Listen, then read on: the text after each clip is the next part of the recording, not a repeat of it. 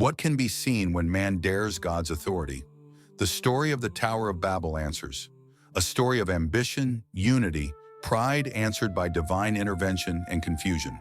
But beyond this ancient narrative, deeply instructive for us today, is what took place when we tried to construct our own towers. What does Babel have to say to us today concerning our ambitions, our relationships, and how we live? We are going to explore in this video the rise and fall of Babel, digging deep into its relevance in today's world. Follow through with me to the very end, as we are not only going to explain the events that led up to the scattering of humanity, but also give some practical ways of applying some powerful lessons of Babel to our personal lives today. Are you ready then to see what the Tower of Babel has in store for your own journey? The rise of civilization. The story of the Tower of Babel really consists of one of the more formative periods in human history, the rise of civilization. It is only by examining the dawn of civilization and what led up to the emergence of the first cities and empires that the story of Babel and what that immediately points to may be appreciated. After the Great Flood, Noah's descendants dispersed to fill the earth. These first human beings were survivors of a post-catastrophic world. They had to rebuild the human race. According to the Bible, God told Noah's family, "Be fruitful and multiply and fill the earth." Genesis 9:1. But as people settled in communities, those communities developed into cities. It is believed that the cradle of civilization was the Fertile Crescent, the area between the two rivers, Tigris and Euphrates, generally modern Iraq. This region of the Middle East is called Mesopotamia and became the cradle for human advancement. It was there that the humans first learned to domesticate plants and animals. Thus, agriculture started to develop. Permanent settlements were built. These early settlements developed into city-states, each ruled by its own rulers, with their own religions and manner of livelihood. The Sumerians, Akkadians, and Babylonians raised magnificent cities within the region, replete with temples, marketplaces, and centers of administration. This was the dawn of human society as we know it, an organized effort toward thriving, surviving, and dominating the land. But with civilization came man's ambition. As the cities grew in size and in complexity, so did humanity's reach for control and greatness. The people began to look not only to the earth for sustenance, but to the heavens for power. This thirst for power and immortality laid the groundwork for the story of Babel, in which humanity's hubris would find divine intervention. The story of the Tower of Babel is, to a great extent, that of Nimrod, a man described by Genesis as a mighty hunter before the Lord. But Nimrod was more than just an excellent hunter. He was a mighty ruler and one of the first empire builders in human history. His legacy is not only that of leadership, but that of rebellion that would be central to the story of Babel. His name has been associated with rebellion ever since antiquity, as his name is generally considered to be derived from the Hebrew word marad, which means to rebel. The Bible does not give very many details concerning the life of Nimrod, but it gives enough to understand the importance of this figure in the history of early humanity. Genesis 10:8-12 relates that he built chief cities of the land of Shinar, with Babel, Erech, Akkad, and Calneh. His cities in Assyria are Nineveh and Rehoboth-ir. This demonstrates his influence extended over great territories. Nimrod was an important figure in the rise of early civilization, especially being a city builder, a leader, but above all a visionary, trying to consolidate power through building urban centers, which turned out to be hotbeds of trade, governance, and martial power, hence enabling him to expand his kingdom and influence. But Nimrod's ambition went beyond the founding of cities. He sought nothing less than to raise himself unto great heights, even to rival God himself. In so many ways, Nimrod exemplifies the spirit of man in rebellion against divine authority, since it was through his actions that the building and construction of the Tower of Babel could be launched. It was the pride of men and the want to build up great cities and conglomerate people under their rule. There lay a deep-seated ambition to nullify God's decree of people spreading over the earth. As Nimrod's kingdom extended, he built some of the oldest cities known to man. 4 cities are mentioned in Genesis 10:10-12: Babel, Akkad, Erech, and Calneh, all of which fell within the land of Shinar, which today would be ancient Mesopotamia. These were other things rather than mere places of residence. They were loci of political life, religious and economic for the people who lived in that region. Each of the cities played a special role in early human civilization. Of all these, the most famous would have been Babel, which would serve as the backdrop for the future city of Babylon that dominated the biblical narrative for centuries. Babel was important as a city not just because of its size and reach, but as a symbol of man's attempt to reach heaven. As we shall later see, the Tower of Babel was built as a bold attempt to disagree with God's plan for humanity. But that city turned out to be a perpetual reminder of man's pride. Another very important city in Nimrod's empire is Akkad. Centuries later, Akkad became the capital of the Akkadian Empire, one of the first empires in history. Under Sargon of Akkad, the Akkadians spread across Mesopotamia to eventually build a strong and centralized government.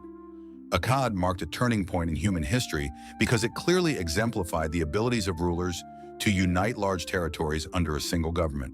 It thus paralleled Nimrod's ambitions in his own search for a kingdom that would leave all others in its shadow. Erech, more commonly referred to as Uruk in historical texts, was one of the biggest and most influential cities during ancient Sumer. It was highly cultural, religious, and commercial. Thus, many consider it as one of the very first true cities in human history. It was here that some of the earliest forms of writing were developed, what is known as cuneiform alphabetizing a record of history, laws, and religious texts. Of those monumental developments, writing allowed for recording knowledge and the running of complex societies. Uruk was also associated with the legendary figure Gilgamesh, whose epic story shows ambition and a search for immortality, parallels which are to be seen in the story of Babel. Calneh, though less famous than others, was also part of Nimrod's kingdom in Shinar, the precise location of which scholars debate. It must have also had an important regional center. This city, like the others, participated in the cradling of the early Mesopotamian civilization. Its mention within the biblical narrative underlines the extent of the influence exerted by Nimrod. Shinar was where Babel and other cities were built. It formed one of the ancient regions of Mesopotamia, very often referred to as the cradle of civilization. Mesopotamia has been termed a place where some of the earliest known human societies existed, though it would play a critical role in shaping the course of history.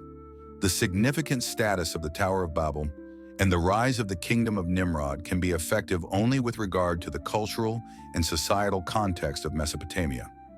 Mesopotamian society was greatly stratified, with kings, priests, and warriors at the top, while farmers, artisans, and laborers formed the majority of the populace. The economy was essentially agrarian, with irrigation systems supporting crop raising in the fertile plains between the Tigris and Euphrates rivers. With the growth of cities, however, trade became significant, and Mesopotamia gradually emerged as a commercial center, with goods being exchanged over large distances. Religion played the central role in Mesopotamian life. Temples were built for a great pantheon of gods and goddesses. Each city had its presiding deity, and the construction of great temples, or ziggurats, was a feature of the Mesopotamian urban centers. The Tower of Babel has more often than not been equated with the ziggurats, which were understood to form the connecting links between heaven and earth. To the people of Mesopotamia, their gods resided in the heavens, and the ziggurats were designed as places of worship where humans could communicate with the divine. These Mesopotamian cities had a strong kingship leading their political structure, which was basically oriented toward divinity or semi-divinity. For example, Nimrod was a very powerful king.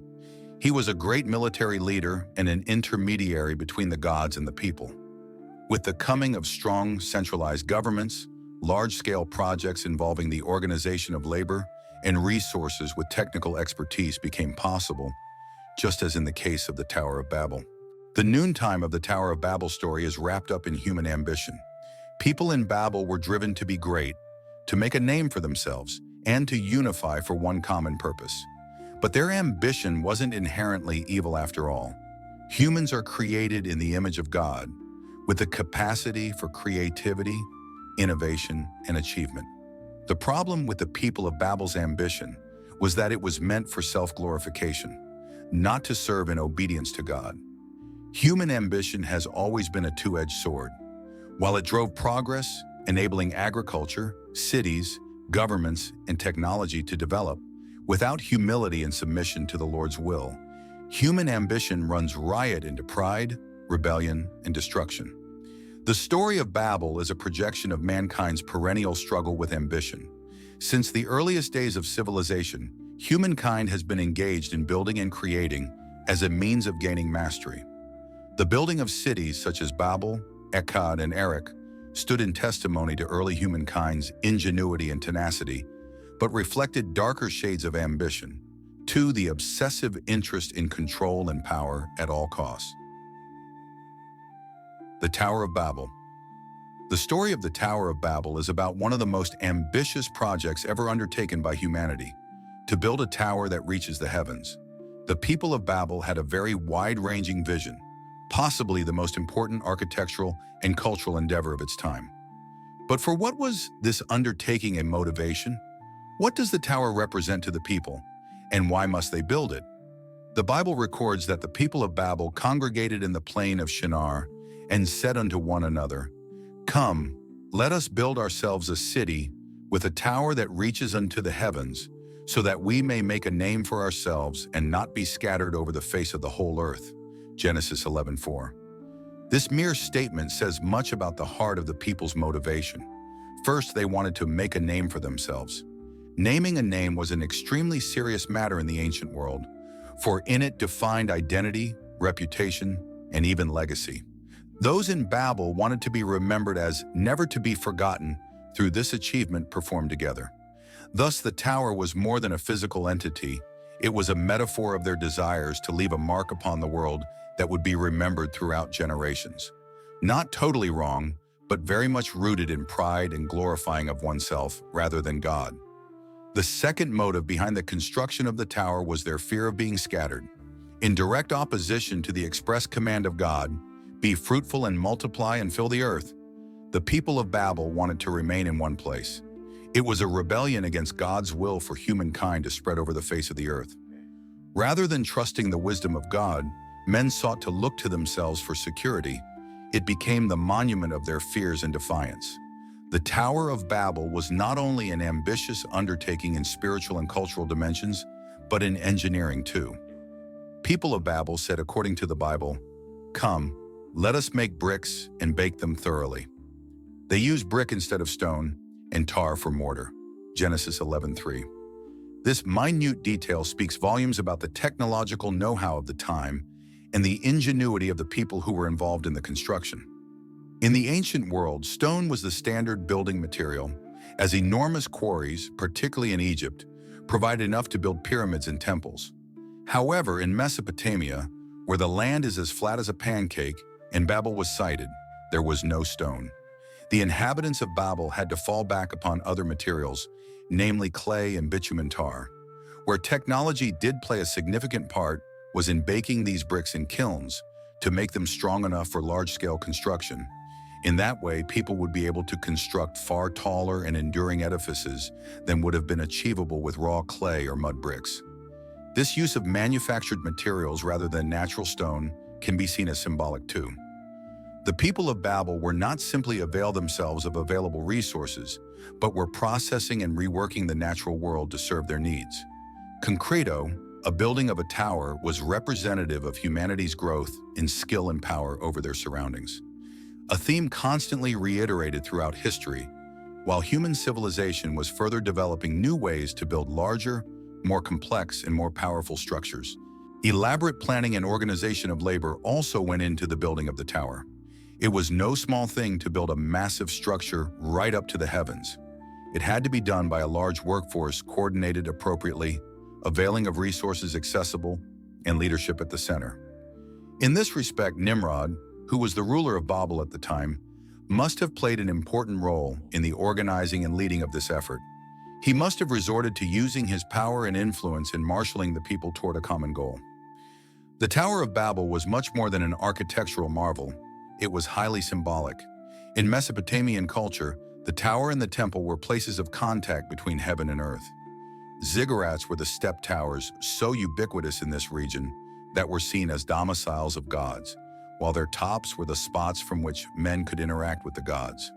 The people of Babel wished to construct their tower as a stairway to the gods, but their motivations were not to seek God's advice nor blessing, but rather to climb on their own terms to the heavens. In the construction of the tower that reached to the heavens, the people of Babel were trying to cross over into the line that was to be held between the human and the divine. It was a means of controlling their destinies and becoming immortal.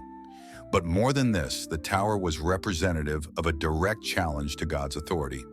In so doing, the people were reaching for the heavens as a symbolic declaration of independence from God, an assertion of humankind's ability to achieve greatness without God. The symbolism can be further extended to view the tower as a reflection of humankind's ongoing struggle with the concept of divinity. Through history, man has tried to bridge the gap between himself and divinity through religious rituals, philosophical inquiry, and technological advance. The tower was to bridge this gap physically by building a structure that would allow humanity to enter the realm of the gods. But the Bible most certainly indicates that the people's efforts were misdirected. The idea was not to draw near to God, but to be moving further away from Him. Their pride and ambition had blinded them to the reality that true greatness comes not from reaching the heavens on their own terms, but in submitting to God's will. The tower, therefore, serves as a powerful symbol of humanity's misplaced ambition and the consequences one gets for attempting to achieve divinity without God. The Tower of Babel is not just some kind of ancient story, but rather a strong metaphor for human ambition. The men of Babel shared a common ambition: to make a name for themselves, to be great, and to disobey God's command to spread over the face of the whole earth. The ambition impelled felt by the desire to control, the desire for recognition and immortality, those very ambitions which continue to drive human behavior today. Essentially, the story of Babel is one showing man's tendency to elevate one's self-interest above God's will. The people in the city of Babel would not be satisfied with God's plan for them, but instead wanted to be their own masters and to attain greatness by their own standards. This ambition was not progress, but rebellion, an act of denial of submission to God's authority. As the people of Babel began to build their tower, God looked down upon them and saw them standing on the brink of destruction. If as one people speaking the same language they have begun to do this, then nothing they plan to do will be impossible for them, is a recording in Genesis 11:6. This passage presents the strength of humans being united with ambitions, yet it depicts the hazard involved in attaining goals that mean to oppose the will of God. God did not react to the building of the Tower of Babel by destroying them, but by confusing their language. By introducing linguistic diversity, God brought the building of the tower to an end and scattered the people over the face of the earth. This was a divine judgment intervention on their pride while protecting humanity from further consequences of ambition. The confusion of languages at Babel is one of those deep moments in human history. It is a beginning of linguistic and cultural diversity, yet it has shaped the course of human civilization from that very day forward. At the same time, it serves as a reminder of the limitations placed upon human power. No matter how unified or ambitious humanity may ever become, we are still always under God's authority. The people of Babel were proud, thinking they had absolute mastery over their destiny, but God proved otherwise. Babylon and its legacy. The city of Babel did not disappear after the events surrounding the tower, but grew into one of the most powerful and influential cities of the ancient world, Babylon. To understand Babylon's enduring legacy, we have first to trace its growth from the days of the early rule of Nimrod to its conversion into a wide empire under later kings like Hammurabi and Nebuchadnezzar. It was in southern Mesopotamia that the city of Babylon gained a strong kingdom, which would be dominated for centuries and a center of huge political influence. Since Babylon naturally happened to lie along the course of the Euphrates River, such a location made it ideal for trade and agriculture. Thus, the city of Babylon quickly flourished in prosperity and influence. As early as the 18th century BC, Babylon was ruled by one of the most famous lawgivers in history, Hammurabi, who promulgated one of the earliest known sets of written laws, the Code of Hammurabi. This code gave not only a structure to the Babylonian society, but also showed the city's care for justice and good governance, setting it apart from the very beginning as a leader in legal and political innovation. Under Hammurabi, the influence of Babylon as a city extended very far from its borders to become one of the dominant forces in Mesopotamia. It was a growing city, fortified by military strength and enriched by gains in trade, innovating culturally. Hammurabi's rule in Babylon sealed the city's fate as one of power and wisdom, a status that would advance well into the centuries that followed. But the significance of Babylon extends beyond its political and economic achievements. It became a symbol of human ambition, pride, and arrogance in rebellion against God, something that began with the Tower of Babel and would carry over into its long history. The city's later association with pride, idolatry, and oppression further sealed its role as a symbol of rebellion throughout the Bible. By the 6th century BC, Babylon had reached the height of its power under King Nebuchadnezzar II, one of the most prominent figures in the Bible. Nebuchadnezzar's reign, 605 to 562 BC, marked the apex of Babylon's influence, and his legacy is closely tied to both the glory and the eventual downfall of the city. Under Nebuchadnezzar, Babylon became one of the most impressive cities in the ancient world, known for its wealth, architecture, and military conquests.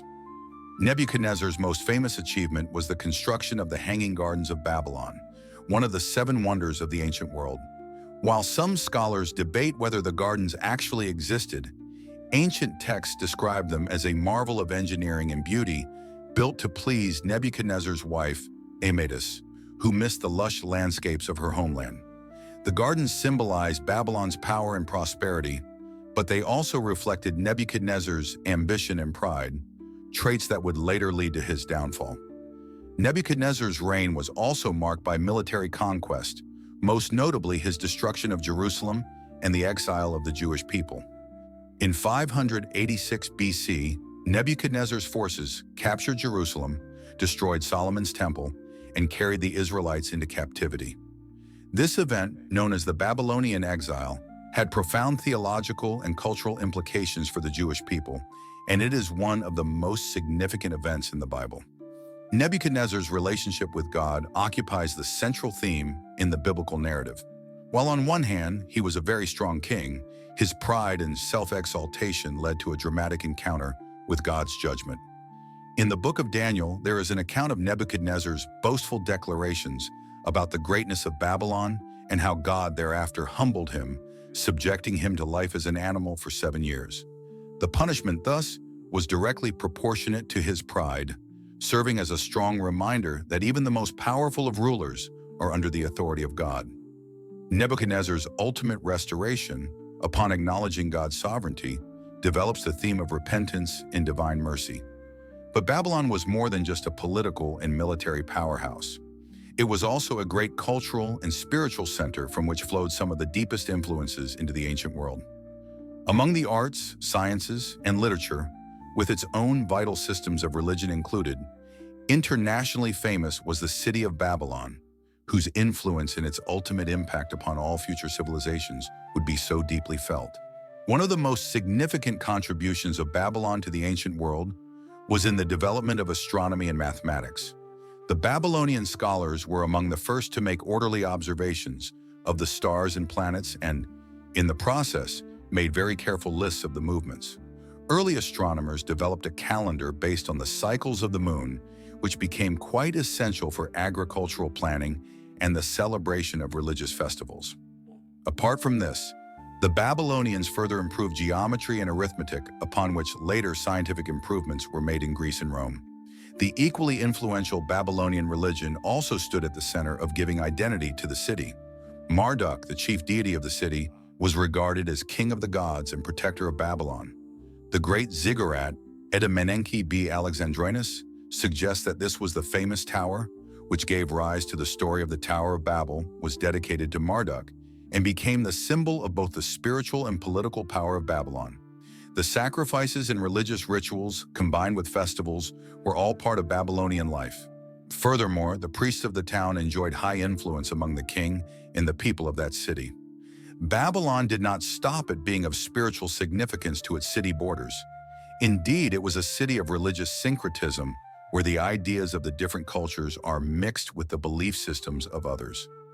Mixing of religion played a great role in determining the image of Babylon as a city of idols and spiritual corruption in the Bible. Babylon's religious practices, especially its false god worship and its reliance on divination and astrology, contrasted with the monotheism of the Israelites. This spiritual conflict is the core of the biblical portrayal of Babylon as a symbol of rebellion against God. These are the Hanging Gardens of Babylon, the most famous and enigmatic of the world's ancient wonders. Said to be built by Nebuchadnezzar II for his wife, the gardens, according to historians of that time, consisted of several levels of gardens replete with exotic plants, trees, and flowers. The gardens are said to have been irrigated through an immense array of waterworks, which would bring water up from the Euphrates River onto the topmost terraces, giving rise to lush greenery in the middle of the arid Mesopotamian landscape. Notwithstanding their fames, the existence has been a subject of much debate. Unlike any other ancient wonder, Great Pyramids of Egypt, no sure archaeological evidence has identified it. Some scholars point to the possibility that it had lain elsewhere, even in Nineveh, in the Assyrian town, while others claim that the descriptions given were symbolic or exaggerated. Whatever their historicity, the Hanging Gardens have come to symbolize the wealth, power, and ambition of Babylon. They speak of the city's penchant for creating a piece of heaven on earth, one that would be a place of beauty and opulence to stand witness to its power over nature. Equally, they testify to how far Nebuchadnezzar went in trying to please his wife and prove his kingly authority over one of the most magnificent cities in the world. The exile to Babylon represents one of the pivotal moments recorded in the Bible, where the Jewish nation was torn out from its homeland and led into exile to live in Babylon. This event also proved highly signifying to the Israelites in building their sense of identity, their relationship with God, and their place in this world. Central to the Babylonian story of exile is the fact that it marked a turning point in Jewish history, but more importantly, it accentuated spiritual and theological conflicts between Babylon and Israel. In 586 BC, the forces of Nebuchadnezzar destroyed Jerusalem also, putting fire to the Temple of Solomon and taking captive many of the inhabitants of the city. This was a severe blow to the Israelites, since they viewed the temple as God's dwelling among them on earth.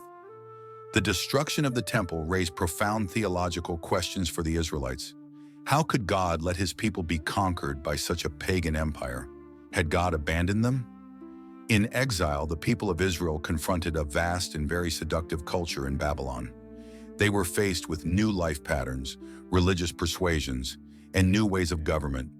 For some, the wealth and splendidness of Babylon were tempting enough, and it was not unimaginable that exiles would assimilate into Babylonian society and renounce their faith and identity.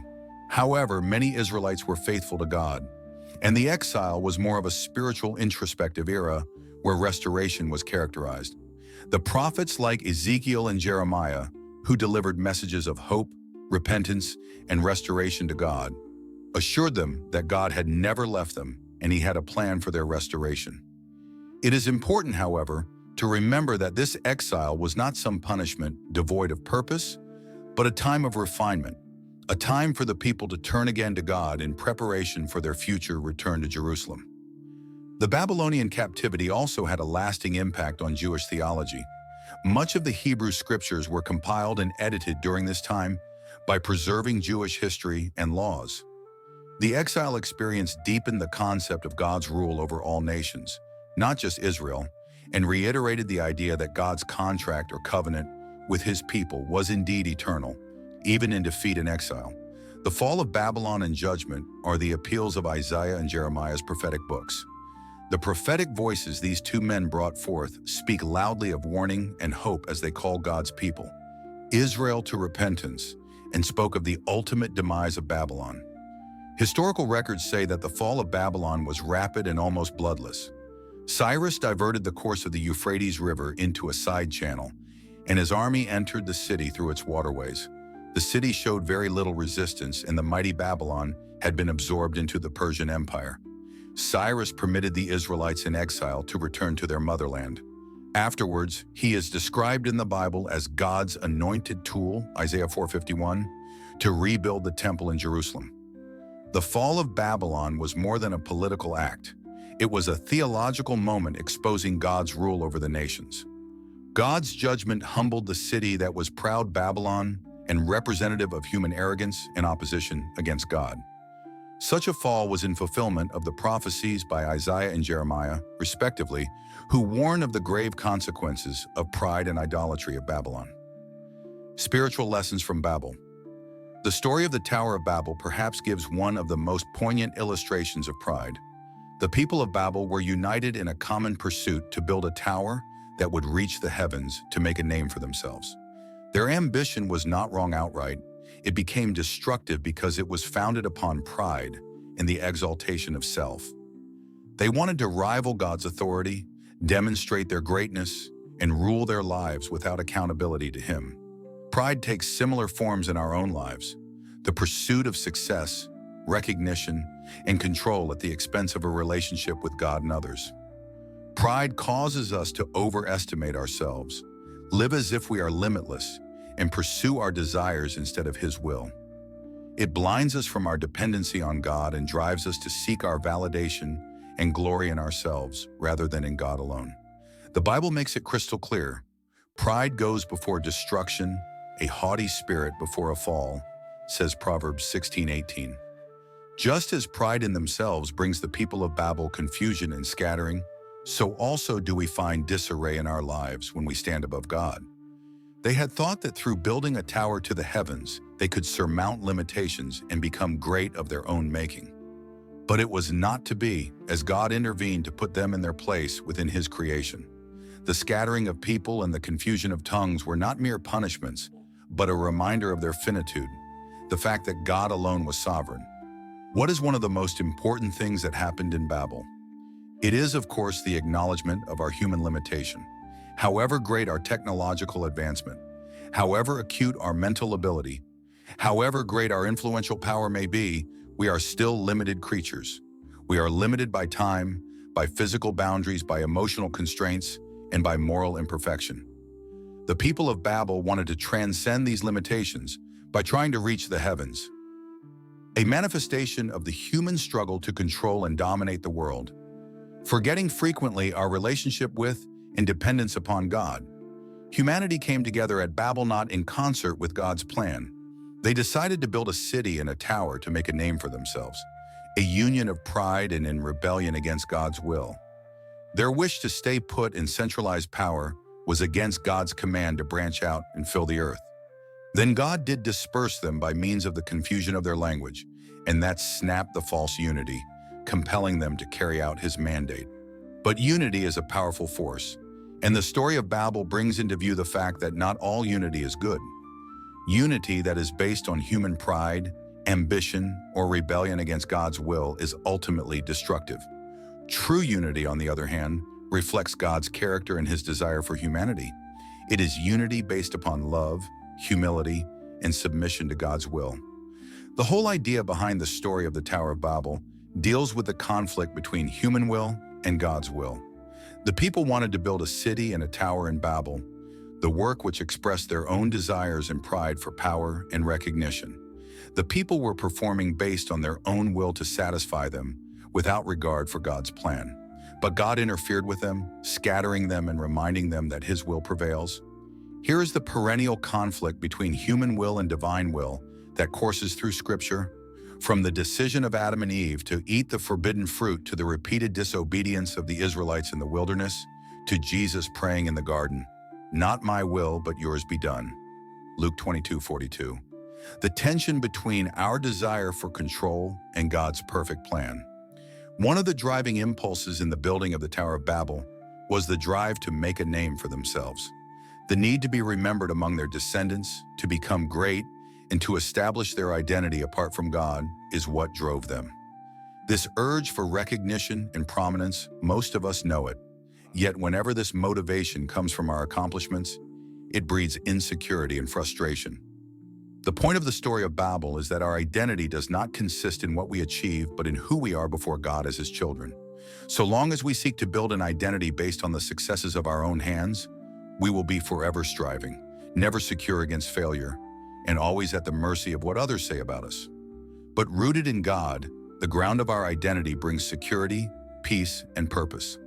The story of the Tower of Babel is not just some fairy tale from ancient times. Rather, it is a strong reminder of the pride factor, a limitation to human ambition, and how one is to be submissive to the will of God. In that sense, it more or less opens the door for self-examination, to seek humility and align our desires with God's perfect plan. The truths derived from Babel are eternal, guiding us on how to go through life's challenges in faith, trusting in the sovereignty of God. One of the driving impulses in the building of the Tower of Babel was the drive to make a name for themselves. The need to be remembered among their descendants, to become great, and to establish their identity apart from God is what drove them. This urge for recognition and prominence, most of us know it. Yet whenever this motivation comes from our accomplishments, it breeds insecurity and frustration. And if these lessons were insightful to you, you surely won't want to miss our next video entitled, "What Was the World Like Before the Flood?" We're going to dive deep into what the Bible shows us about the early days of humanity and the rise of wickedness up to the events that led to one of the most dramatic judgments in history, the Great Flood. Like, subscribe, and share this video with people who might need a spiritual understanding. Please don't forget to hit the notification bell so that you never miss a new upload. Let's dive into these amazing stories of the Bible and what they mean for us today.